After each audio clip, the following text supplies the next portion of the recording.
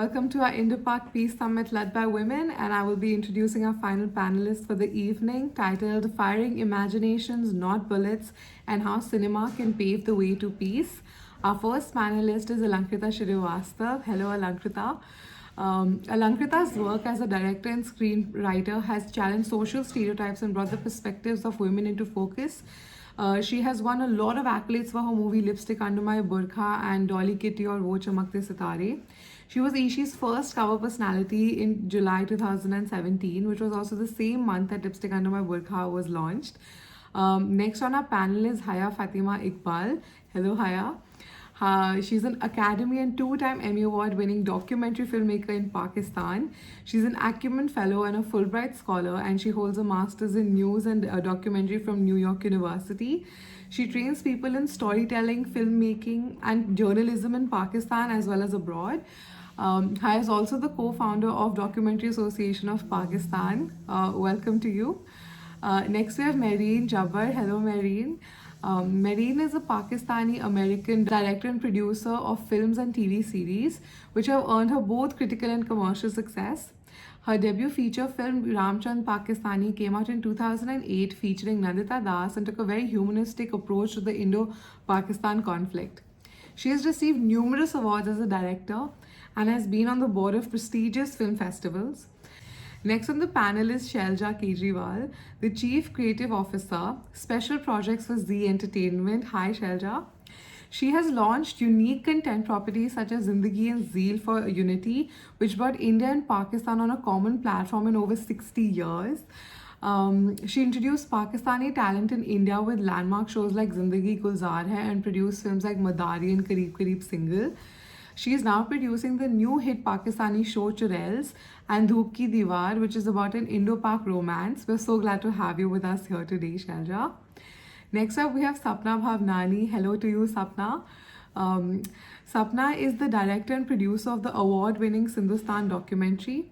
The film explores Sapna's Sindhi heritage through her numerous tattoos and conversations with her family members. Sapna is also a celebrity hairstylist and founder of Madawat Puram Healing Center and Wench Films. We're especially grateful to Sapna for showing up to the summit despite the Sindhustan website being hacked on the day she announced her participation. So thank you for being so awesome, Sapna, and we're so happy to have you here today, and also for coloring your hair green. It looks awesome. Next we have Tazeen Bari, a documentary director producer based in Pakistan.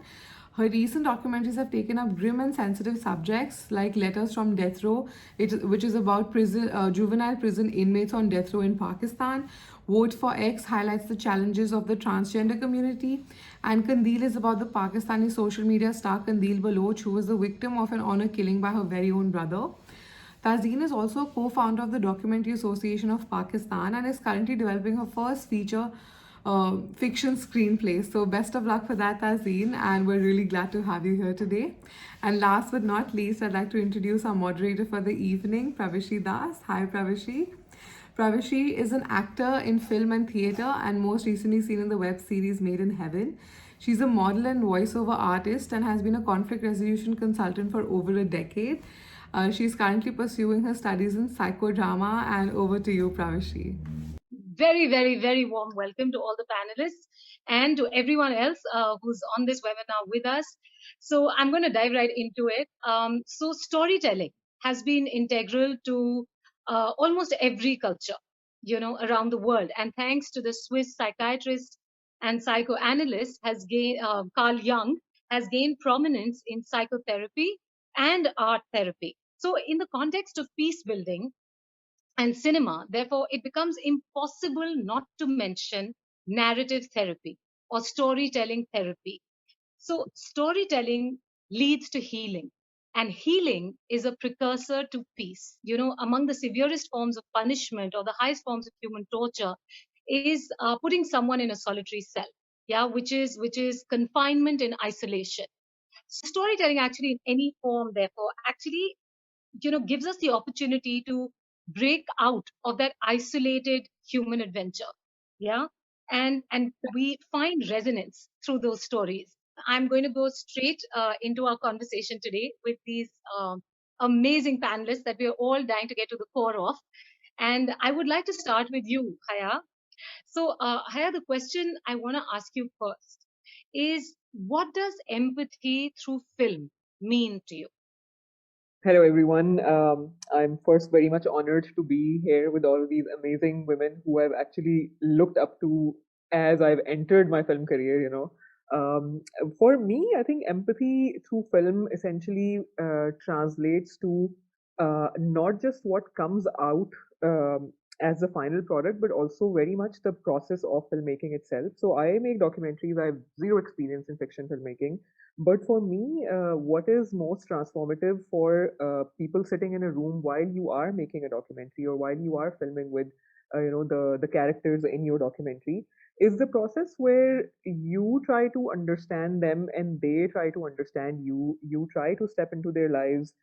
It's very awkward sometimes. You're basically taking up space. You are taking a camera into someone's life and also expecting them to open up to you, but the magic obviously starts to happen sooner or later, and people do open up. You realize how much like disconnect there is in the different sections of society. Even if I talk about Pakistan, I mean there are so many versions of Pakistan that many of us continue to be alien to. And it is important that for me, empathy does not only mean that, oh, someone is going to watch this film and then they're going to understand more about this community or those people, or this particular problem or this particular interesting novel thing that's happening in some remote corner of the country, but also what happens between filmmaker and people who agree to be in your film. I think that, as you said, is very cathartic also. You realize how little people are spoken to, and how little most people around us are even heard. So like oftentimes, I mean, I'm pretty sure, like for example, Tazeen is here, and we've had this conversation between us many times that sometimes like you get out of a room and you finish an interview which ends up becoming a conversation, and a lot of people actually towards the end they say to you that they would say to you something like, "मैंने तो कभी ये बातें किसी और से नहीं की." I've never told this to anyone else. And just the power, it gives me goosebumps every time that happens, because just the power of this process where someone has not told anyone about this very intimate thing in their life, and now they're ready to tell all of that, not to just some stranger but also a stranger with a camera. And I feel like that is, like, for me, that is the first step of empathy. And then if you are able to create that bond with people in your film, then that definitely reflects in your documentary. We've all made all kinds of documentaries, and we've had all kinds of relationships with the people in our films, but the most uh, heartfelt films, the most heartfelt documentaries for me are the ones where I know that I was able to cultivate like a like a profound, pure relationship with the people in Wow. my films, at least. Wow. So, if I may jump in there, you said, very few people feel like they've had the chance to tell their story. Yeah. So, what do you think is the power of talking to strangers? That's one. And the second part, of course, because this being a peace summit led by women, I have to ask you, why does the world need more female storytellers? I mean, the answer to your first question is, I think, because I mean, one of the reasons why there's a lot of power in speaking to strangers, at least from a very South Asian perspective, is that many of us grow up in households where like open, truthful conversations don't really happen. So, and that is, like, I mean, obviously that's not it's not a stereotype, but like it does happen to many of us and like all kinds of people. So oftentimes, like, the only people others can talk to are strangers, essentially, because or maybe some people have some friends if they're lucky enough to have them, but I think in the families that a lot of people are surrounded by, you can't even divulge in like who you are many times, or like what makes you you, or what makes you unique. So I think there's also like that sort of absence of conversations, or open conversations, which I like presume that people, it opens more ways for people to open up to strangers. But also, I think we are also a society where people are genuinely very warm. This is, I think, I mean, this is very much like applicable to Pakistan and India. People are genuinely very warm. Um, people are less individualistic, so they're just really open to, open to talking to you if you prod them, and if you prod them kindly enough. So I feel like not enough people. There's a lot of small talk, I think, in our country. There's a lot of like choti moti gupshup, but like, like the crux of the matter is often not discussed, or it's touched upon in such subtle ways that sometimes you can just miss it. Basically, ye kya baat karke chale gaye. So I think that. And then female filmmakers, I mean, it's not like I feel like it's not just the case of women. Like, we don't only need women filmmakers or female filmmakers just because we are here to, let's say, amplify the voices of women. I think our way of understanding the world, our way of looking at the universe, our way of looking at men, I think is very different, which is why I think we really need to be out there. Those conversations are already happening online. You go to Twitter, you go to like you go to closed women groups. They're like in Pakistan now. I mean, it's not just like closed women groups with thousands of people on it, but also closed women meme groups where only women are allowed and they share memes about everything. So you see that even in pop culture, in tiny sort of imagery, in 140 character tweets, so many women are looking at the world differently. Imagine what we could do in a, like in a 40-minute film, or like a drama by Mehreen. I mean, imagine the possibilities. Yeah, yeah. So let me come to you, Shalja, if I may. Uh, is there a, we all know you come into this, from the business aspect of things, but you do have, you have studied world literature and you do have a PhD in women's studies. So, I want to prod you along those lines. So, is there a favorite, film, documentary, television show to come out of South Asia in the last 10 years that may have caught your imagination or become a favorite? So, hi everyone. It's really embarrassing to say what is my favorite film because Alankrita is there on the panel, and it seems as if I would say this because she is here, but that's not the case. Alankrita, I really, really, really loved Lipstick Under My Burqa. It's one of my most favorite films to come out of South Asia, and because it told me कि हम सबके अंदर एक रोजी है, and that was very important, and that was the voice that needed to be heard. And I think it was a milestone for me in a sense. Of course, there are so many other films. I mean, it's not like it's very difficult to choose any one film, But Sairat has been it's a favorite film of mine. From Pakistan, Bol has been a really favorite film of mine, etc. So, but so everything that has that sort of talks about not or talks differently or has a different voice or projects normalizes certain aspects. So the way of looking at female sexuality, I'm sure everything's been spoken about Lipstick Under My Burqa, so I just feel ridiculous saying anything right now.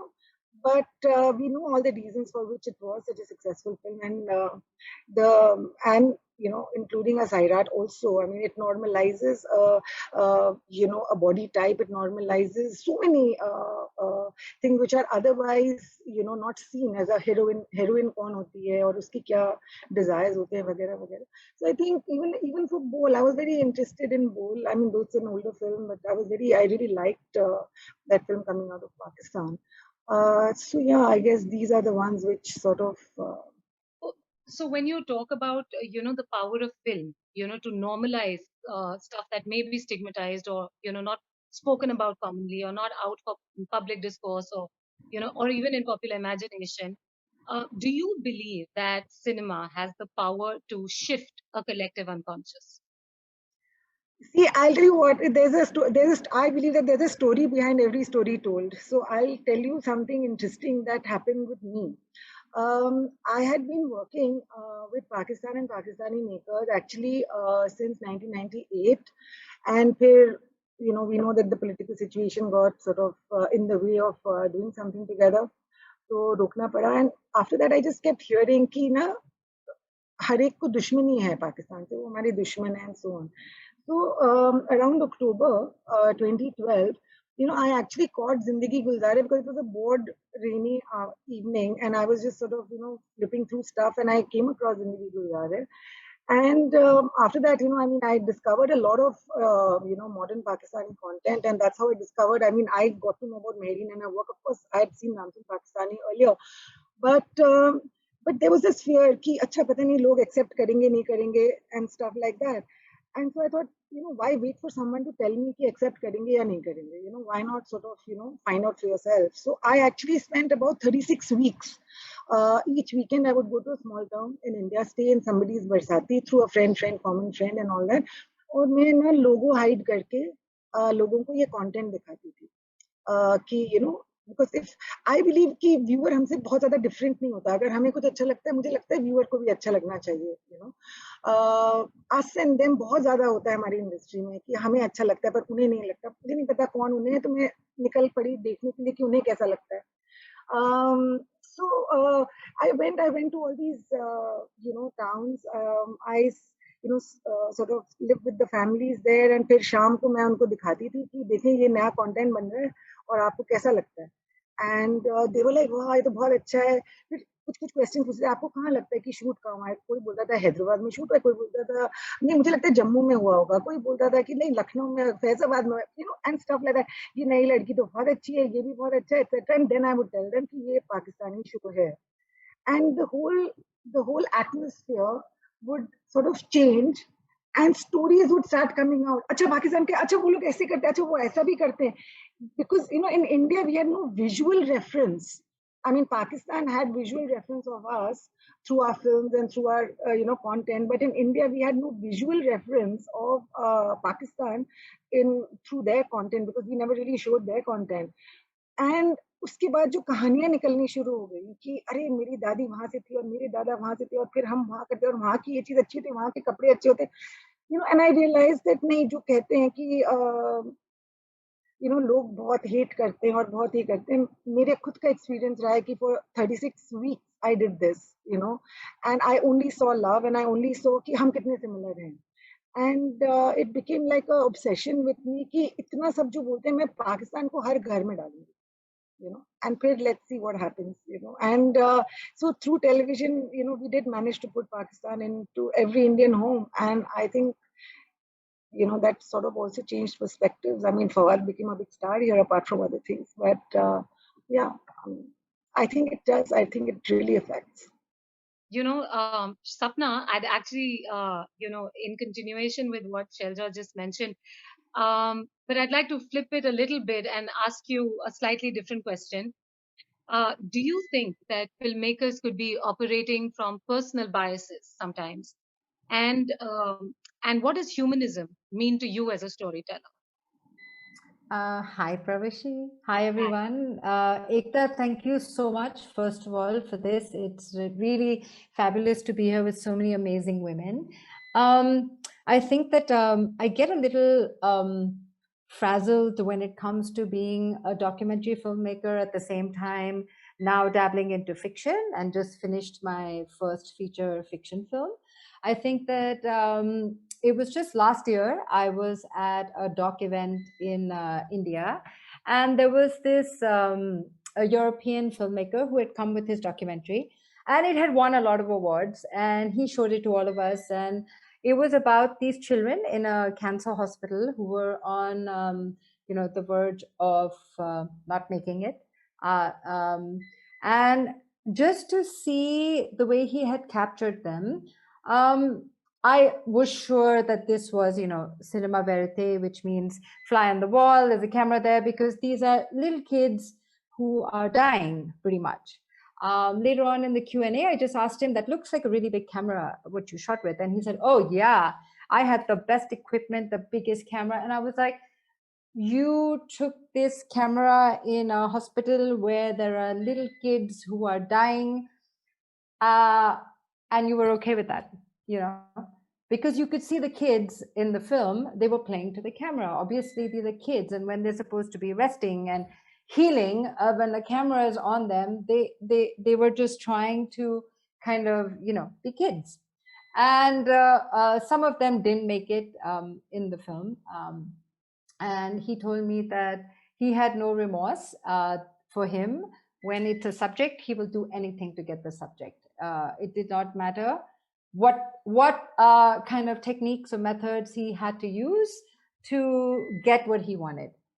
I kind of disagree with that on many levels. I just feel like there are some forms of ethics and codes I think that should be kind of used. That's just my opinion. Of course, everyone is free to shoot as they would like.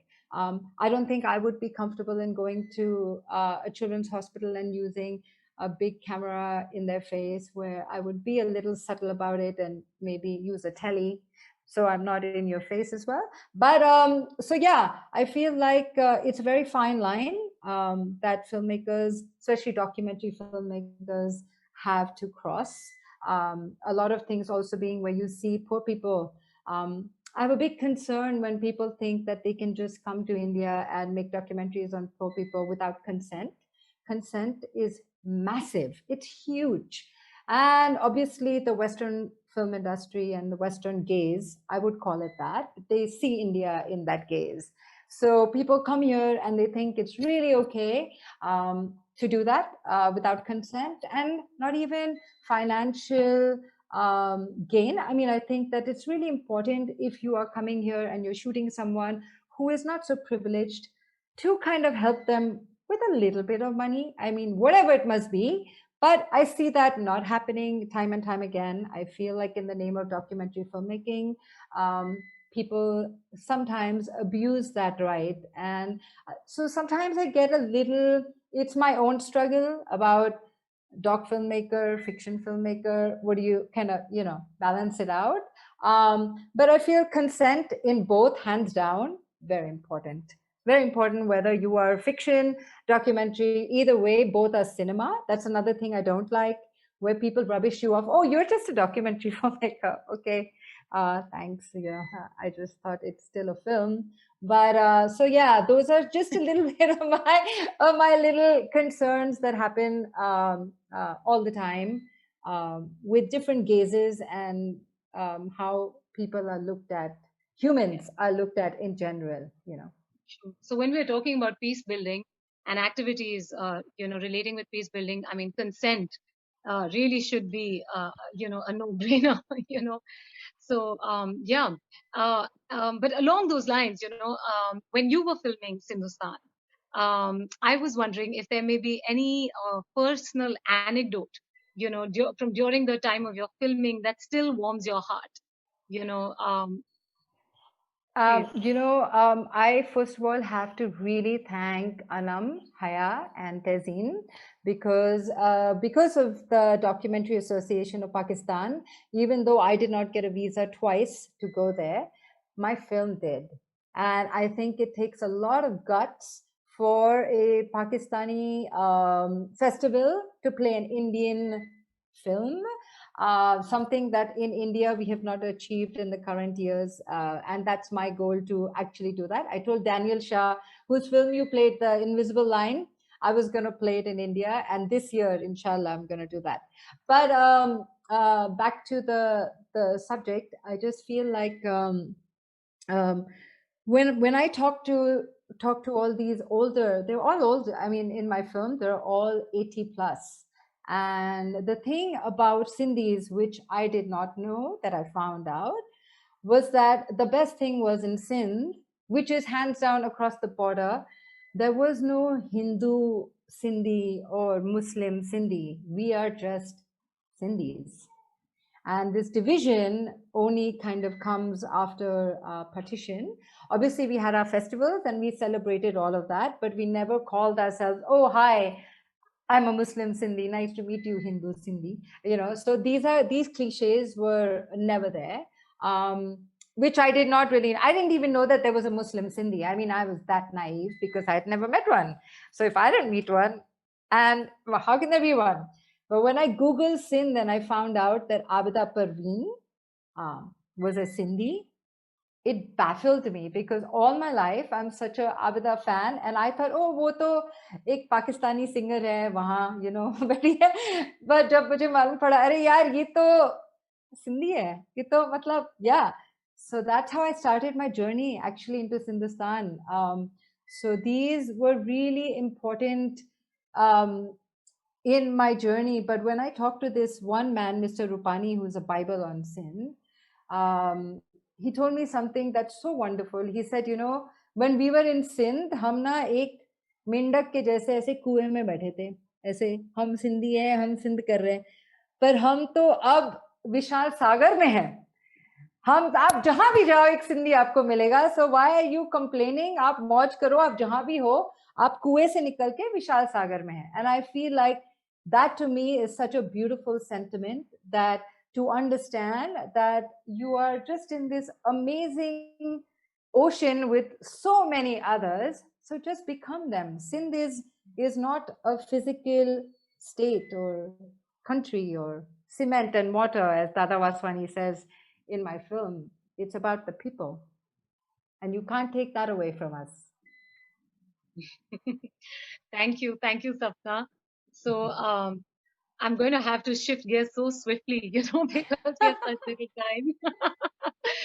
So, Mehreen, if I could come to you next. And my question to you really is that, do you think it is possible, for storytellers to put personal experiences of conflict aside, and surrender to this macro goal of peace and promoting a forward-looking approach, just in the overall voice of that they put out?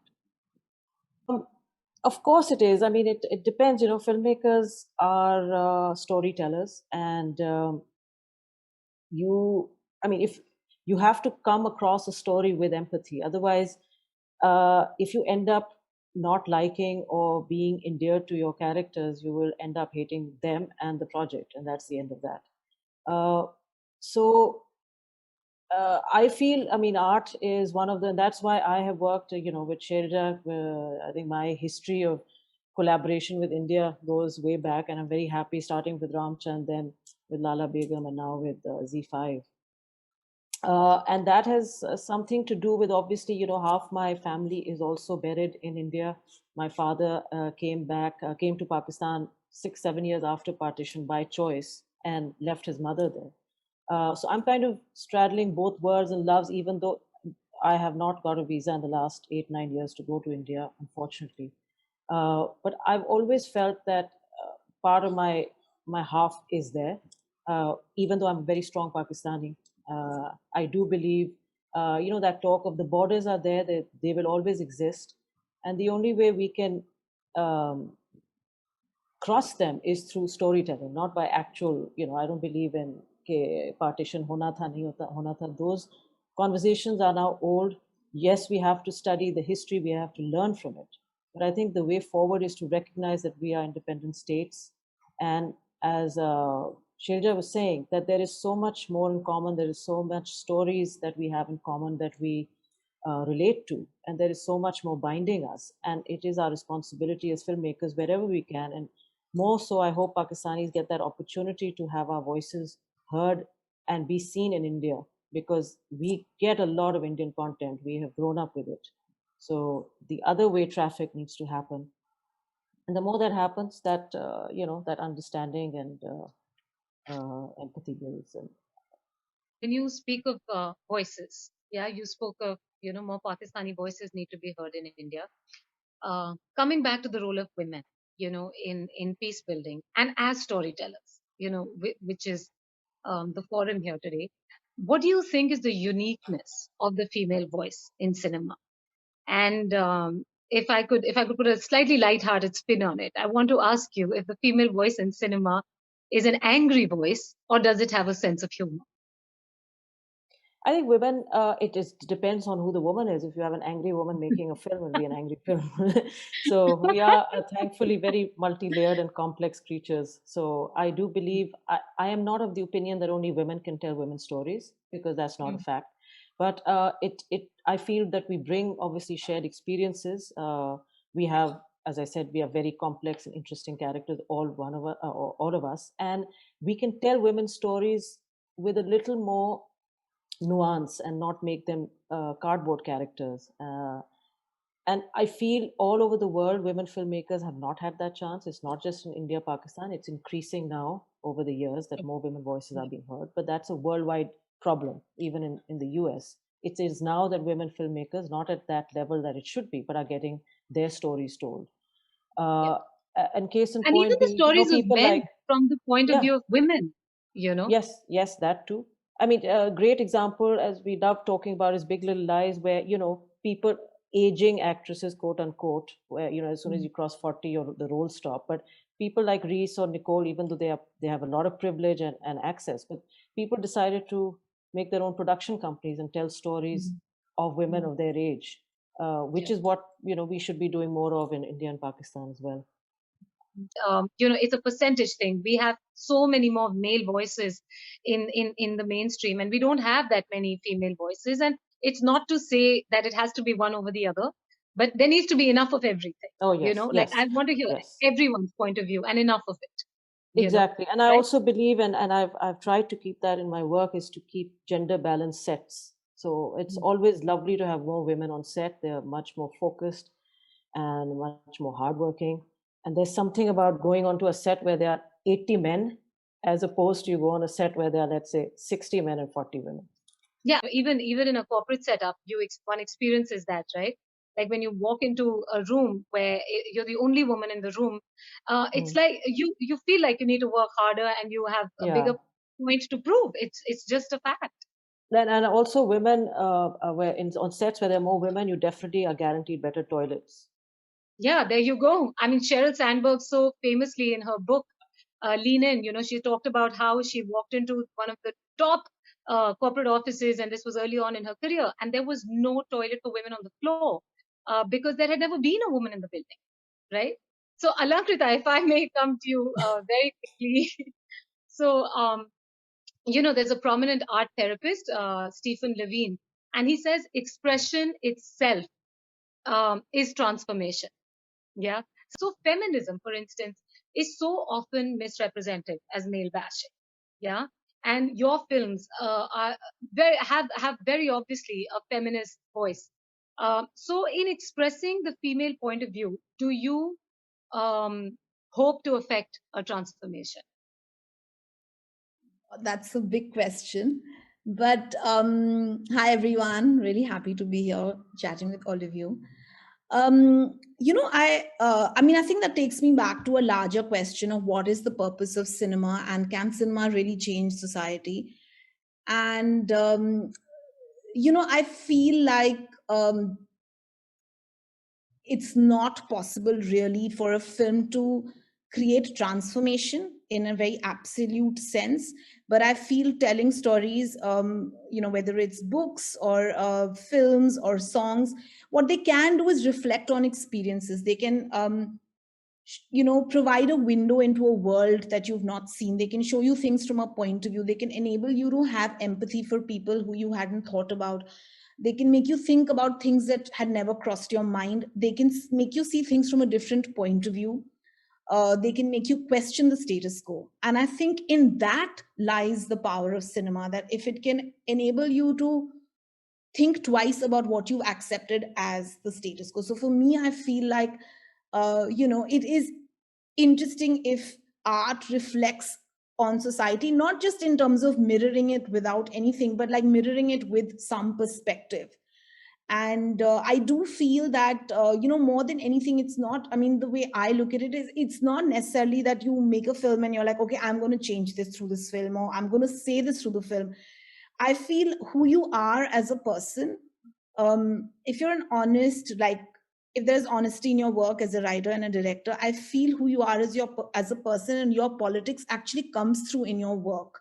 So I feel like rather than thinking of, oh no, this is what I want to say, I want my film to be this kind of a film. For me, it's really like, if there is a story that moves me, if there are characters that I find interesting and they sort of start growing in my head, with as much honesty as possible, and without judging those characters, I want to tell their story. And I feel the moment I start doing that, I feel like the film will say something, and it will reflect something that is, kind of my belief. Or if it's telling you another point of view, it will reflect my critique if I feel it's something that's something that I kind of don't agree with. So I feel like in that sense, I feel like the thoughts of the filmmaker become very important in the messaging. And it's not like you have to decide that I want this film to have this message. You can. I'm saying like my process is not like that.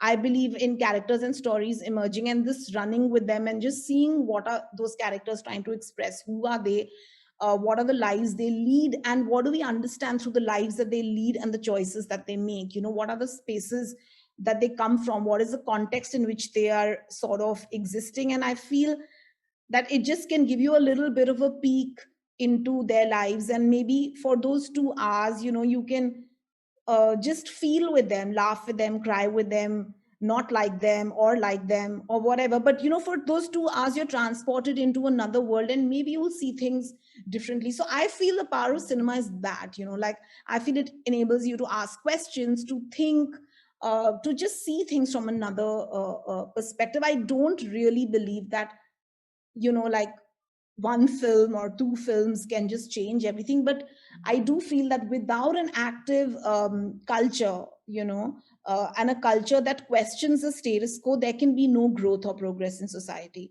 Because I do feel that uh, human beings need something like, what will make me think about things differently? I need, so we need to engage with things in a certain sort of way. So if I don't know anything about caste, I might watch Sairat, and it might make me think about things a little differently. And I guess that really is the power of cinema from my point of view.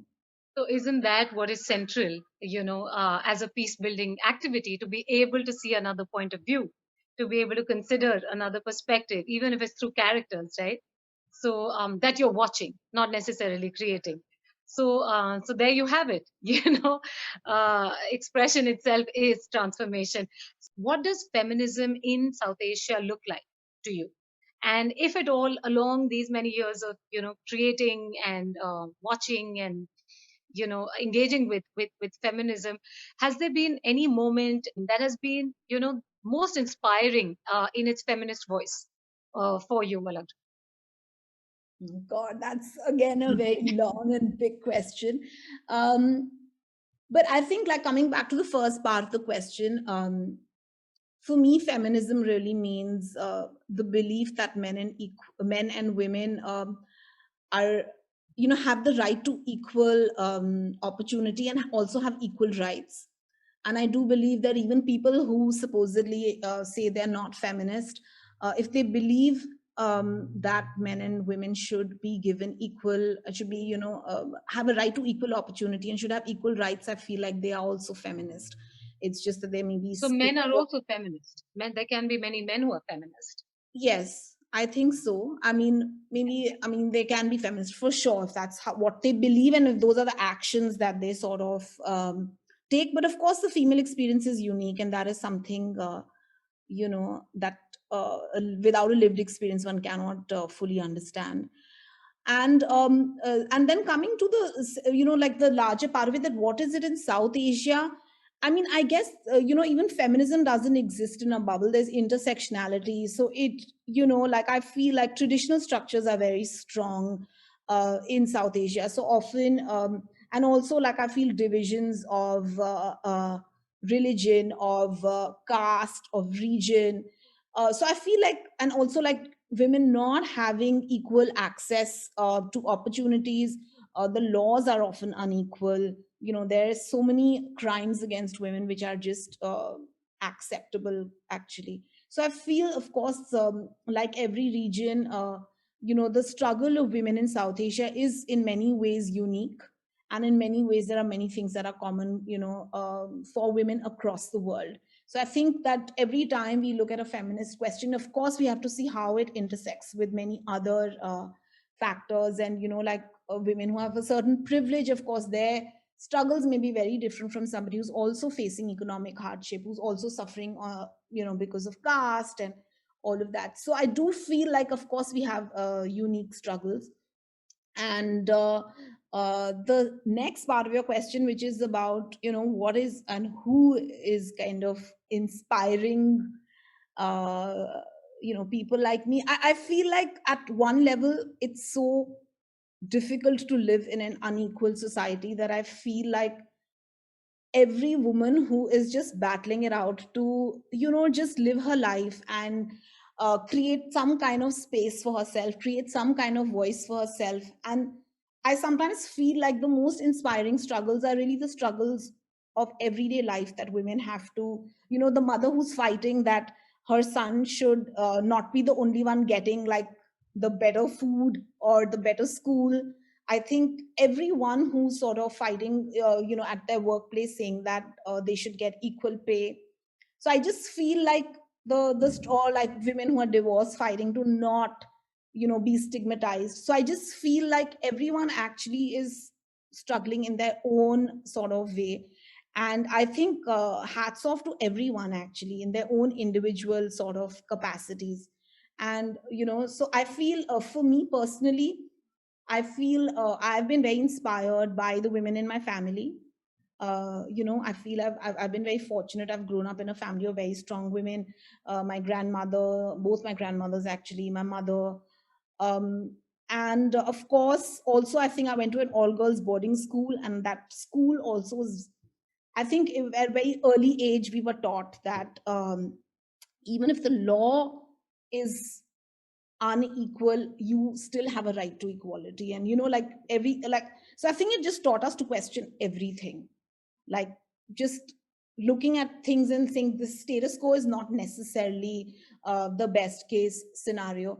And of course, I think the greatest influence on me has been a lot of female writers who I've read. I read a lot of books since my childhood, and I really feel whether it's Toni Morrison or Virginia Woolf, there are just so many writers, Jane Austen. I just feel like, it's like, or even like Elena Ferrante right now. I just feel I draw a lot of courage actually from female authors. Somehow I feel like very, very connected to them, the stories they tell and their point of view. And I think my whole understanding of what is the female point of view honestly has come less from watching films and really much more from reading writers who are talking about the female experience and how they're experiencing the world. And I think that has led me, I mean, I guess like influenced me much more, and that's something that I continue to sort of draw upon. So yeah. Thank you. Thank you, Alankrita. So, Tazeen, Alankrita mentioned how she finds a lot of inspiration, through much of her reading. But in your case, you have made, documentaries, taking up very dark subjects from real life. Yeah. And, juvenile prison inmates on death row or murdered, social media star from Pakistan, Kandil Baloch. So, I mean, when you engage with such disturbing subjects, I would be really curious to know, how you keep your own self together. How do you channelize all the difficult emotion that must come up for you, during the course of telling such difficult stories? What makes you, want to tell the stories with sympathy, of people that society has probably written off as quote unquote bad, which we know in the case of Kandi. Yeah. So please. Thank you. That's an intense question. But I think maybe before that, I do just want to say it's really incredibly wonderful and beautiful to be here with all of you women. And I really look up to so many of you. And I just wanted to say, I was just thinking when Alankrita was talking, and sorry to not answer your question first, but I just want to say that I think the work that so many of you do, and I think it pushes the boundaries of, I think there's a certain representation that we in South Asia have seen of the South Asian woman. And I think when people challenge those representations and put them out, that creates so much change. Lipstick Under My Burqa was a real cathartic moment for me. It was significant. It was important. And I think there is a bravery. I think it's brave to tell those kind of stories and to put those kind of representations of women on screen. So thank you, and it's something to, look up to and aspire towards, to continue to do that. On your question, I think generally one of the things that I've always felt is, it is very, I think when you go on a long documentary journey trying to look at something that is very dark and, a very difficult part of society, and also I think one of the things, I don't believe in the cold relationship when you're making a film. I don't think you can go into someone's life and be a cold journalist about it. Like, we are human beings, we connect as humans, and the more time you spend with people, the closer you become to them. And that's not a process that I have ever blocked. So it is very painful. And it's also painful when you know that, that there's only so much that you can do. But I think in terms of personally dealing with that, I think it's also a sense of the understanding of pain. If I'm documenting the story of someone who spent his life on death row, my pain doesn't matter compared to their pain. Like, my trauma from hearing them is nothing compared to their trauma of living that. So I think it's a kind of simple answer in that way. I mean, what I go through sitting on my own, or what other filmmakers go through, and like I said, I think the biggest thing is the systemic, the frustration with the system, when you know that so much of what people are going through is because of an unfair and an unjust system, and that's what needs to change. And we're all kind of helpless, in that. I do also think that, there are a few shoots I've been in my life where we maybe feel like we could have done with counseling afterwards. I'm sure Haya has felt this also, but I do think the process is always, we are storytellers, we are the vessel. They have trusted us, and I can never, my emotion does not matter compared to their emotion. And maybe everyone doesn't see it that way, but I think that's the way that I see it. But being connected to that emotion is where that empathy comes from. And I think without that, we were having a discussion about empathy earlier, but without that empathy, I think you cannot be a documentary filmmaker. Like Sapna was saying as well, I think sensitivity, respect, when people trust you to tell their story, there is a burden of that. And I think a constant process of self-questioning, because we're always in an act of representation, but how can we be as true as possible to the representation as we have understood it, and honoring that, respecting that, yeah. Yeah. Tazeen, taking that forward, do you think are documentaries conscience keepers of society when done right? Do you think that they can be, critical, in peace building and developmental activity within a community, within a society, a country, or possibly even the world?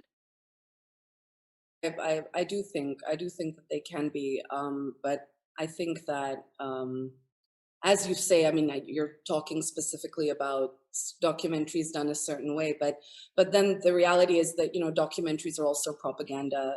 Documentaries also uphold narratives. Documentaries exist within power structures. So I think it's less about the medium than what the story is, what the film is. Sure. And I think that's maybe the same across all mediums, whether it's, fiction or, what we see in our mainstream media, who's telling whose story, where is it, how is it told? But absolutely, stories, information, what we know, what we can relate with, I think those are massive paths towards any kind of change and understanding, and Thank you very, very much. But we have literally 3 minutes. I don't know if we can take this over by 5 or 6 minutes. If there are any questions from anyone. Can I ask a question? Yes, please, go right ahead. My name is Tuba, and I'm from Pakistan. I just wanted to say that I've seen Lipstick Under the Burqa and Made in Heaven. And it is so wonderful that I was able to make my mother watch it, though she was very intimidated by the love-making scenes of the Khanna family or two men making love, but we made it through. And also, I want to say that, Mehreen, I'm a huge fan. I love all your dramas, and especially Dam. So my question, and I'm kind of sad that you're in New York now. So it's a question that if I want to work with Mehreen, Haya, or Tazeen, like to be projects of this like productive work or like stories which need to be shared, or maybe I'm being too ambitious to ask this question, that if a lay person, though I've done my like bachelor's in TV and film, but how this like a normal girl, if she wants to work with you, even like I'm willing to be a chai wala, like just to be part of any project. You can email me, you can DM me, you can Twitter me. I usually am pretty good at responding, and come on down and make some chai next project in Karachi. I also make good tea. Okay. And what about Haya and Tazeen? Like I've heard like you need to be from a certain background to be like in touch with these people, because they take students who are like they have the Fulbright. I don't know. These are the stories that I know. So Haya is like no. Haya's no, yes, Haya, go for it, please. I am based in Karachi, and I would like to claim that I am also a very normal girl, and just like you. So yeah, Tua, we can meet. Honestly, like you're in the same city. I think we can meet wearing a mask in a park or something. You can email me. You can find me on my website, and my email address is just there. So. Okay. Yeah, Thank we you can so totally much. meet. And my only sister's name is also Tuba, so You won't forget. I will not. Tuba Shailja, there's a question didn't for tell you. herself, I'm sorry. introduce, sorry, Tuba was part of our previous panel on the youth activists. So she's, that's why she's hanging around here. Otherwise, I haven't allowed the attendees to ask questions except in the chat box. I'm so sorry. I'll just go. No. Shailja, do you see a possibility of getting content from Pakistan back into Indian homes? But it is because of Shailja. Well, they are back now. They are on ZEE5, and we've produced originals. Mehreen's has been one of them, and Asima Basi's made Turels. Mehreen has made A Love Story, and as we speak, we are in conversation, Mehreen and I, to get Mehreen to start the next one ASAP. So yeah, I mean, the content is coming into homes. Subscribe to ZEE5, pay 99 rupees a month, and you can watch all the content. But Shailja, I have a follow-up question to this. So does it make business sense to get Pakistani serials to India and Indian, maybe Indian serials to Pakistan? I don't know how that works, but is this this Indo-Pak peace kind of a vision? Does it have does it work out for business? I mean, it's a no-brainer. It's a no-brainer. I mean, I was telling somebody the other day that it's like saying how does a parasite get viewed all across the world? I mean, it's language over geography, and we have common language, we have common so many commonalities. लोगों को पता भी नहीं चलता कि ये बना कहाँ है. So it's just great content, and I think great content today's day and age in the OTT in the OTT world. I mean, it's like I keep saying that OTT has to respect differences, while television had to recognize similarities. But यहाँ difference भी नहीं है, similarity सभी है, so it makes a lot of business sense.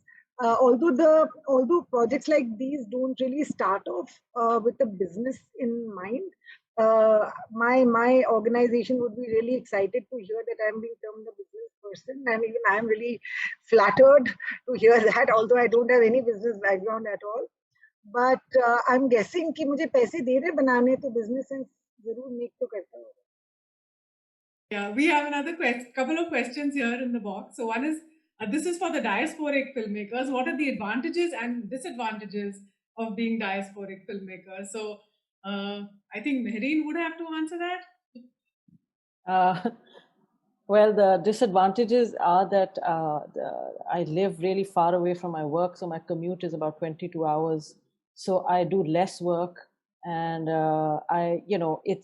but at the same time, what I like is I can go in. I've never been estranged from Pakistan. I've been in the US now 16 years, but I spend about 4 months of my life in Karachi, at least per year.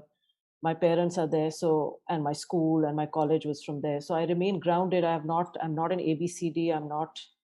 I have not become American. I haven't taken on that accent. Sometimes I have to on the phone, but people don't understand me.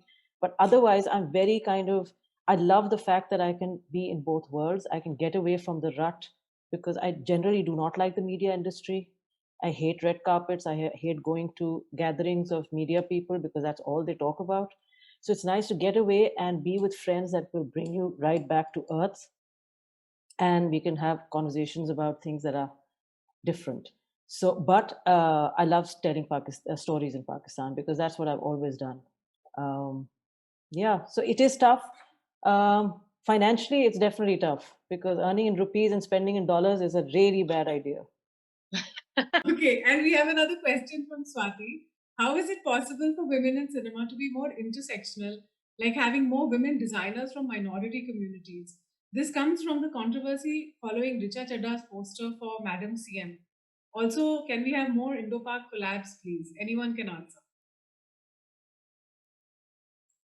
So anyone wants to take the question about being more intersectional and having women from minority communities? Maybe in Pakistan having more from the Hindus and in India having more from the Muslim communities. Yeah, I just would like to say that it's a really good question. And I do think this is something that is lacking. I feel like we don't understand that when there's more representation behind the camera, automatically there will be much more sensitivity with which the material that is being created, the way it's written, the way it's filmed, the way it's communicated. So definitely I feel and particularly I feel with caste, we really do have a big problem in India that there are hardly any Dalit filmmakers. And and we can sense that because there are very few films that actually deal sensitively with caste. And often it's upper caste filmmakers who are telling stories um, about people who are from the Dalit community. So I think it is a problem and it really does need to be addressed. We also have, so I think like I feel definitely like if there's a film about, the trans community, then definitely the trans community should be involved in some way in the, behind the camera as well. So I just think that we have a long way to go. But at the same time, the thing is that there are such few stories told about um, characters who come from the minority that as a first step, the very fact that those stories are being told becomes important. So you can't just say that, okay, if there's no representation, those stories shouldn't be told, because that's also like one step forward, that you do need those stories to be told. But definitely I think like all those stories, and I think even mainstream stories, I just feel even like a male superhero film should have a representation of all kinds of people behind the camera, because then that film will automatically become a better film, like in terms of sensitivity and diversity. So I think there's no question about the lack of it and the need for it. And I think whatever we can all do to in our own ways, in our own crew, to make to create situations where there are other points of view that are involved. Yeah. Pravishi, you want to take it forward and perhaps conclude? Sure. So thank you once again. I mean, I hope and pray that we can have so many more of these conversations, and just more power to each one of you. And please continue to do what you do. We love to watch and consume and be part of all your creations and all your efforts and endeavors. I don't think enough is said about the power of the female voice, but it can be felt. It can be felt right here. So thank you very much again, and see you all very soon.